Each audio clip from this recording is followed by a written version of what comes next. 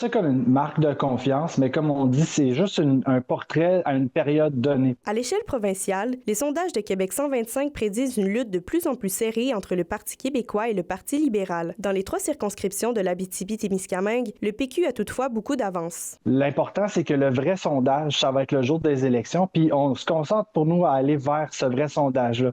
Puis pour convaincre les gens, il faut proposer des choses, puis il faut avoir faut avoir des éléments de plateforme qui vont répondre aux besoins de l'Abitibi-Témiscamingue. Les libéraux regagnent les points qu'ils ont perdus lors de la démission de Pablo Rodriguez en décembre dernier. Pourtant deuxième au classement général, ils ne retrouvent cette position qu'en Abitibi-Est. Je pense que le Parti libéral du Québec, il faut être honnête, a beaucoup de travail à faire dans les régions du Québec et dans le Québec francophone d'une façon plus large. Ça, c'est définitif. Il faut aller à la rencontre des électeurs. Il faut aller sur le terrain.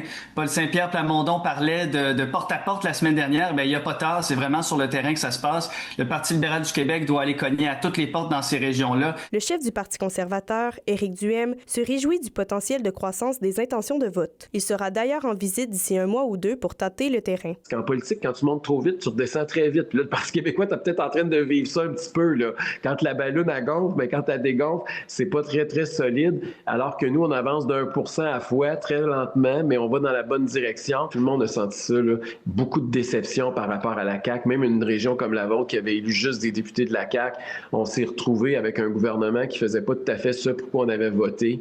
Et il y avait comme... Le Parti québécois a réussi à court terme à engranger le vote anti-CAQ. Le co-porte-parole de Québec solidaire dans Rouyn-Noranda-Témiscamingue, Guy Leclerc, croit lui aussi que la popularité du PQ finira par s'étioler. Toutes ces personnes-là qui louvoient toujours entre des partis qui sont assez équivalents. J'ai hâte qu'ils essayent Québec solidaire, mais ceci étant dit, il est fort probable que Québec solidaire, nous, on a comme peu perdu de vote.